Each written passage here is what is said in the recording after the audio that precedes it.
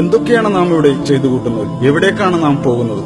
ഉറക്കത്തിൽ നിന്ന് എഴുന്നേറ്റാൽ ഓരോരോ ലക്ഷ്യങ്ങളിലേക്ക് നാം പോകുന്നു. എന്തിനു വേണ്ടി എന്നൊന്നും ഒരിക്കൽ പോലും നമ്മുടെ മനസ്സിൽ ചോദ്യങ്ങൾ ഉയരുന്നില്ല. ചണ്ടിയെപ്പോലെ ഒഴുക്കിനൊത്ത് പോയിക്കൊണ്ടിരിക്കുകയാണ്. പണം പണം അതിനു വേണ്ടിയാണ് നമ്മുടെ ഈ നെട്ടോട്ടം. കിട്ടിയ പൈസയിൽ നിന്ന് അല്പം പോലും നഷ്ടപ്പെടാതിരിക്കാൻ എന്തുമാത്രം ജാഗ്രതയാണ് നമുക്ക്. ചാനലുകളിലും മറ്റും കാണുന്ന പാട്ടും ഫാഷനും ഒക്കെയാണ് നമ്മുടെ ഇഷ്ടങ്ങൾ. ഇതാണോ ഈ ലോകത്ത് നമുക്ക് ചെയ്യാനുള്ളത്? ഇങ്ങനെയാണോ ജീവിതം മുന്നോട്ട് പോകേണ്ടത്? ടെൻഷനും സമ്മർദ്ദവും കൂടുന്നത് മദ്യം കുടിച്ചാൽ ഇല്ലാതാകുമെന്നാണ് ആളുകളുടെ ധാരണ. ചിലരാകട്ടെ എപ്പോഴും പാട്ട് കേട്ട് ആസ്വദിച്ചുകൊണ്ടിരിക്കുന്നു. മദ്യവും മയക്കുമരുന്നും സെക്സും റോക്കും ജീവിതത്തിന് ആനന്ദലഹരി നൽകുമെന്നാണ് പലരും വിചാരിക്കുന്നത്. ഇതാണോ ജീവിതം? ചില കാര്യങ്ങൾ നാം അറിയേണ്ടതുണ്ട്. അല്ല, നമ്മുടെ ആയുസ് അനന്തമായി നീട്ടിക്കിട്ടാൻ എന്തെങ്കിലും വഴി കണ്ടെത്തിയിട്ടുണ്ടോ? അറിയാമോ, നാം മരിക്കുമ്പോൾ പാടുപെട്ട് സമ്പാദിച്ചുണ്ടാക്കിയ വീടും സ്വത്തും മറ്റുള്ളവരല്ലേ സ്വന്തമാക്കി ആസ്വദിക്കുന്നത്?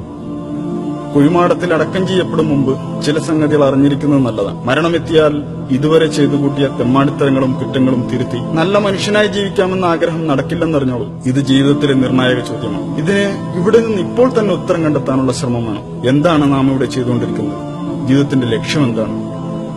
ഇവിടെ എങ്ങനെയാണ് നാം എത്തിച്ചേർന്നത്? ഇത്ര പെർഫെക്റ്റായി നമ്മെ സൃഷ്ടിച്ചതാരാണ്? മരിച്ചു കഴിഞ്ഞാൽ ഈ ശരീരത്തിന് എന്താണ് സംഭവിക്കുന്നത്? ഈ ലോകത്ത് തന്നെ മറ്റൊരു ജീവിതം കൂടി സാധ്യമാകും? ഈ ചോദ്യങ്ങൾക്കൊന്നും നമുക്ക് മറുപടിയില്ല. കാരണം ഇതിന്റെ ഉത്തരം അന്വേഷിച്ച് തല ഉണ്ടാക്കേണ്ട കാര്യമില്ലെന്നാണ് നമ്മുടെ വിചാരം. പ്രകൃതിയിൽ ഇങ്ങനെ ഓരോന്നും ഉണ്ടാകുന്നു, അതുപോലെ നമ്മളും. ഇതെല്ലാം സ്വാഭാവികമല്ലേ? ഇങ്ങനെയൊക്കെയാണ് നിങ്ങൾ കരുതുന്നതെങ്കിൽ ഞാൻ ചോദിച്ചോട്ടെ, താങ്കൾ തനിയെ ഉണ്ടായതാണ്? അതല്ല യാതൊരുവിധ ന്യൂനതകളുമില്ലാതെ മറ്റെവിടെയും കാണാത്ത വിധം പരിപൂർണമായ ഘടനയിൽ നിങ്ങളെ സൃഷ്ടിച്ചതിനു പിന്നിൽ ഒരു അഭൗതിക ശക്തിയുണ്ടോ? അറിയാമോ, ഏറ്റവും ഉന്നതമായ നിർമ്മാണ കലയുടെ ജീവരൂപമാണ് താങ്കൾ. മനുഷ്യ സൃഷ്ടിപ്പിലുള്ള സവിശേഷമായ ബുദ്ധി വൈഭവം തന്നെ മതി അത് മനസ്സിലാക്കാൻ. നോക്കൂ, മനുഷ്യന്റെ കണ്ണിനകത്തുള്ള ടെക്നോളജിയോട് തുലനം ചെയ്യാൻ കഴിയുന്ന ക്യാമറ ഈ ലോകത്തില്ല. തലച്ചോറിനോളം പോകുന്ന ഒരു കമ്പ്യൂട്ടറും ഈ ഭൂമുഖത്തില്ല. ഇത്രയും തികവാർന്ന അവയവങ്ങളുണ്ടായിട്ടും ലോകത്തുള്ള മനുഷ്യർ ഒന്നിച്ചു പരിശ്രമിച്ചിട്ട് നിസ്സാരമായ ഈച്ചയെങ്കിലും സൃഷ്ടിക്കാനായോ? നാം ഒന്നുമില്ലായ്മയിൽ നിന്ന് സൃഷ്ടിക്കപ്പെട്ടവരല്ല എന്ന് നമ്മെ ബോധ്യപ്പെടുത്തുന്ന എത്രയെത്ര സംഗതികളാണ് നമുക്ക് മുന്നിലുള്ളത്. എന്നിട്ടതെല്ലാം യാതൊരു കൂസലുമില്ലാതെ നിഷേധിച്ചു തള്ളുകയാണ് നാം. 0+0=1 എന്ന് നമുക്ക് ഒരിക്കലും ഉത്തരം കിട്ടുകയില്ല. 0+0=0 എന്നേ ഉത്തരം ലഭിക്കൂ. 1 എന്ന ഉത്തരം ലഭിക്കില്ല. അപ്പോ പിന്നെ പ്രപഞ്ചത്തിലെ ഈ ആസൂത്രണ മികവിന്റെ പ്രകടഭാവങ്ങൾ എവിടെ നിന്നു വന്നു? എല്ലാ വസ്തുക്കൾക്കും അതിന്റെ ഒരു ഉത്ഭവസ്ഥാനമുണ്ട്. അതിന്റെ എല്ലാം പിന്നിൽ ഒരു ശില്പിയുണ്ട്. ഇപ്പോൾ താങ്കൾ കണ്ടുകൊണ്ടിരിക്കുന്ന ഈ വീഡിയോ പോലും ഒരാൾ യൂട്യൂബിൽ അപ്ലോഡ് ചെയ്തതുകൊണ്ടാണല്ലോ താങ്കൾ കാണുന്നത്. ഈ ലോകത്തിന്റെ ഉത്ഭവം മഹാവിസ്ഫോടനത്തിലൂടെയായിരുന്നുവെന്ന് താങ്കൾക്ക് വിശ്വസിക്കാം. എന്നാൽ ഈ മഹാവിസ്ഫോടനത്തിന് പിന്നിലെ കാരണക്കാരനായ ഒരു ശക്തിയുണ്ടെന്ന് ഞാൻ വിശ്വസിക്കുന്നു. അതാണ് അള്ളാഹു, എല്ലാറ്റിനെയും സൃഷ്ടിച്ചവൻ, എല്ലാ ജീവജാലങ്ങളുടെയും സ്രഷ്ടാവ്, ഏകൻ, എന്നെന്നും ജീവിക്കുന്നവൻ, എല്ലാറ്റിനും കഴിവുള്ളവൻ, അജയ്യൻ. താൻ സൃഷ്ടിച്ച ഏതെങ്കിലും വസ്തുക്കളെപ്പോലെയോ ജീവികളെപ്പോലെയോ അല്ല അവൻ. അവന്റെ രൂപത്തെയോ ഭാവത്തെയോ നമുക്ക് സങ്കല്പിക്കാനേ കഴിയില്ല. അല്ല, അവൻ ഒരു മനുഷ്യനെ പോലെയുമല്ല, അവനൊരു പങ്കാളിയുമില്ല. അവൻ ഏകനാണ്. അവൻ നമ്മെ ഇങ്ങോട്ട് കയറൂരി വിട്ടിരിക്കുകയല്ല.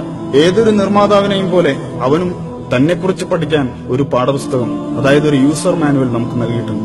ഇസ്ലാമാണത്, ഖുർആനും സുന്നത്തുമാണത്.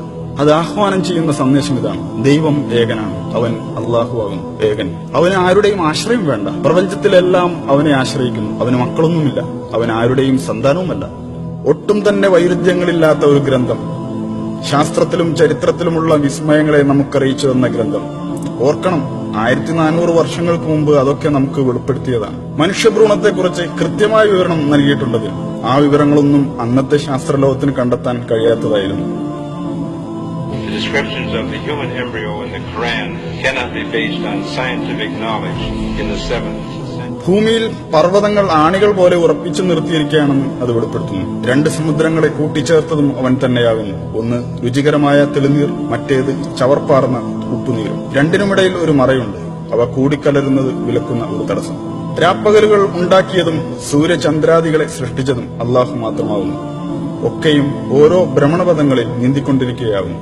ആകാശത്തെ നാം നമ്മുടെ ശക്തിയാൽ സൃഷ്ടിച്ചു. നാം അതിനെ വികസിപ്പിച്ചുകൊണ്ടിരിക്കുകയാണ്. പ്രപഞ്ചം അതിദ്രുതം വികസിച്ചുകൊണ്ടിരിക്കുകയാണെന്ന് ഇപ്പോഴിതാ ശാസ്ത്രജ്ഞർ കണ്ടെത്തി കഴിഞ്ഞിരിക്കുന്നു. അള്ളാഹു എല്ലാ ജീവജാലങ്ങളെയും വെള്ളത്തിൽ നിന്ന് സൃഷ്ടിച്ചു. അവയിൽ ഉദരത്തിന്മേൽ ഇഴയുന്നവയുണ്ട്, ഇരുകാലിൽ നടക്കുന്നവയുണ്ട്, 4 കാലിൽ ചരിക്കുന്നവയുമുണ്ട്.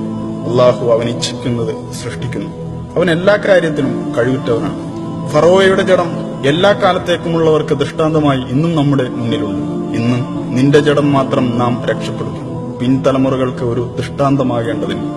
റോമക്കാർ അടുത്ത ഭൂപ്രദേശത്ത് പരാജിതരായിരിക്കുന്നു. റോമക്കാർ പരാജിതരായ സ്ഥലം കണ്ടുപിടിക്കപ്പെട്ടിരിക്കുന്നു. റോമയേക്കാൾ താഴ്ന്ന പ്രദേശമായ ചാവുകടലിന്റെ ഭാഗത്തായിരുന്നു അവർ പരാജയപ്പെട്ട യുദ്ധം നടന്നത്. തെറിക്കുന്ന ഒരു ദ്രാവകത്തിൽ നിന്നാണ് മനുഷ്യൻ സൃഷ്ടിക്കപ്പെട്ടിട്ടുള്ളത്. അത് അവന്റെ നട്ടെല്ലിനും വാരിയെല്ലുകൾക്കും ഇടയിൽ നിന്ന് ഉത്ഭവിക്കുന്നു. 1400 വർഷങ്ങൾക്ക് മുമ്പ് ഇറക്കപ്പെട്ടതുപോലെ തന്നെയാണ് ഈ വാക്കുകൾ ഇപ്പോഴും. ഒരു മാറ്റവും വന്നിട്ടില്ല. നിങ്ങൾ പറയൂ, ഇതെല്ലാം പ്രവാചകൻ മുഹമ്മദ് എങ്ങനെ അറിഞ്ഞു? 1400 വർഷങ്ങൾക്ക് മുമ്പ് ഇതെല്ലാം എങ്ങനെയാണ് ആ മനുഷ്യൻ അറിഞ്ഞത്? എഴുത്തും വായനയും അറിയാത്ത മനുഷ്യനായിരുന്നല്ലോ മുഹമ്മദ്. എന്നാൽ അദ്ദേഹത്തിന്റെ അടുക്കൽ ദൈവത്തിങ്കിൽ നിന്നുള്ള മാലാഖ സത്യസന്ദേശവും കൊണ്ട് ചെന്നിരുന്നു. ഇതൊക്കെ പക്ഷേ അധികം ആളുകളും തള്ളിക്കളയുകയാണ്. ഞാനൊന്ന് ചോദിക്കട്ടെ, എങ്കിൽ അതിനേക്കാൾ നല്ലൊരു വെളിപാട് പകരം കൊണ്ടുവരാമോ? പക്ഷെ അത് താങ്കൾക്കൊരിക്കലും കഴിയില്ല. നിങ്ങൾ അള്ളാഹുവിനെ അവന്റെ ദൂതനെയും പരിഹസിക്കുകയും നിഷേധിക്കുകയും ചെയ്യുകയാണോ? മുഹമ്മദിന് എഴുത്തും വായനയും അറിയില്ലല്ലോ, പിന്നെങ്ങനെയാണ് ആ മനുഷ്യന് ഒരു ദീൻ തന്നെ സ്ഥാപിക്കാൻ കഴിയുക എന്നാണ് അവർ ചോദിക്കുന്നത്. മുൻകാല വേദഗ്രന്ഥങ്ങളെയും ദിവ്യ വെളിപാടുകളെയും നിങ്ങൾ അവഗണിക്കുന്നു. പിന്നെ ഈ ലോകത്ത് നാം നമ്മുടെ ഇഷ്ടത്തിനൊത്ത് ജീവിക്കുക, നമ്മുടെ വികാരങ്ങൾ പൂർത്തീകരിക്കുക, ഇത് തന്നെ ജീവിതം. ഇവിടെ തന്നെ ജീവിച്ച് ഇവിടെ തന്നെ മരിക്കും. കുഴിമാടത്തിൽ എല്ലൊക്കെ നുരുമ്പിദ്രവിച്ച് മണ്ണായ ശേഷം രണ്ടാമതും ജീവിക്കുമെന്നോ? എന്തൊക്കെ വിഡ്ഢിത്തമാണ് ഈ പറയുന്നത്? കാണുന്ന ഈ ഒരു ജീവിതം മാത്രമേ ഉള്ളൂ. എന്നാൽ താങ്കൾ ഓർക്കണം, കടുത്ത വേനലിൽ കരിഞ്ഞുണങ്ങുന്ന ചെടികൾ തൊട്ടടുത്ത മഴയോടെ രണ്ടാമതും ജന്മം കൊള്ളുന്നില്ലേ? അള്ളാഹു ഇക്കാര്യം ഉറപ്പിച്ചു പറയുന്നുണ്ട്. അവൻ നമ്മോടും ഇതുതന്നെയാണ് ചെയ്യാൻ പോകുന്നത്. മരിച്ചു മണ്ണായ ശേഷം വീണ്ടും നമ്മിൽ ആത്മാവിനെ സന്നിവേശിപ്പിക്കും. നിങ്ങൾ അള്ളാഹുവിനെ നിഷേധിക്കുന്നത് എങ്ങനെ? നിർജീവരായിരുന്ന നിങ്ങൾക്കവൻ ജീവൻ തന്നു. പിന്നീട് അവൻ തന്നെ നിങ്ങളെ മരിപ്പിക്കുകയും പിന്നെയും ജീവിപ്പിക്കുകയും ചെയ്യും. അനന്തരം അവങ്കലേക്ക് തന്നെ നിങ്ങൾ തിരിച്ചയക്കപ്പെടുന്നതുമാവുന്നു. നാം ആകട്ടെ അവന്റെ വിരൽപ്പൊടികൾ വരെ കൃത്യമായി നിർമ്മിക്കാൻ കഴിവുള്ളവനല്ലോ. നമ്മെ തൊട്ടടുത്തിരുന്ന് നിരീക്ഷിച്ചുകൊണ്ടിരിക്കുന്നവനാണ് അള്ളാഹു. തീർച്ചയായും നാം പരീക്ഷിക്കപ്പെടും. അല്ല, നാം പരീക്ഷണത്തിൽ അകപ്പെട്ടിരിക്കുകയല്ലേ? നമ്മുടെ ധനവും ആരോഗ്യവും ശരീരവും എല്ലാം അള്ളാഹുവിന്റെ അനുഗ്രഹമാണ്. നാം പിന്നീട് പുനർജീവിപ്പിക്കപ്പെടുമെന്നാണ് ഇതെല്ലാം സൂചിപ്പിക്കുന്നത്. നാം ഈ ലോകത്ത് ചെയ്തു കൂട്ടിയ എല്ലാ പ്രവൃത്തികളും ഒന്നൊന്നായി അള്ളാഹുവിന്റെ മുമ്പിൽ വിചാരണയ്ക്ക് വിധേയമാകും. നാളെ അള്ളാഹുവിന്റെ കോടതിയിൽ നമ്മുടെ കർമ്മപുസ്തകങ്ങൾ വായിക്കാൻ നമ്മോട് പറയും. നീ വായിക്കൂ, വായിച്ചോളൂ എന്നിങ്ങനെ കൽപ്പനയുണ്ടാകും. ചെറുതും വലുതുമായ നല്ലതും ചീത്തയുമായ എല്ലാ കാര്യങ്ങളും അതിലുണ്ടാകും. പുനരുത്ഥാന നാളിൽ നാം അവനുവേണ്ടി ഒരു രേഖ പുറപ്പെടുവിക്കും. അത് ഒരു തുറന്ന പുസ്തകം പോലെ അവൻ കാണും. വായിക്കൂ നിന്റെ ഈ കർമ്മരേഖ. ഇന്നും നിന്റെ കണക്ക് നോക്കുന്നതിന് നീ തന്നെ മതി. നമ്മളൊന്നും രണ്ടാമത് പുനർജീവിപ്പിക്കപ്പെടില്ലെന്നേ എന്ന് പറഞ്ഞവർ ഇന്ന് തന്നോട് സംസാരിക്കേണ്ടെന്ന് അള്ളാഹു പറയും. എന്നെ അറിയാനും പഠിക്കാനുമായി ഒരായുഷ്കാലം മുഴുവൻ നിനക്ക് ഞാൻ തന്നതല്ലേ?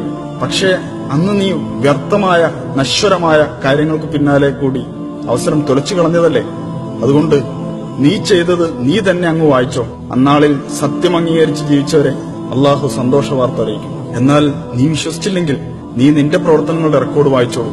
അതുകൊണ്ട് ആ നാളിനെ യാഥാർത്ഥ്യം മനസ്സിലാക്കാനുള്ള അവസരമായി തെറ്റിദ്ധരിക്കരുതേ. താങ്കൾ വായിക്കൂ താങ്കളുടെ കർമ്മപുസ്തകം.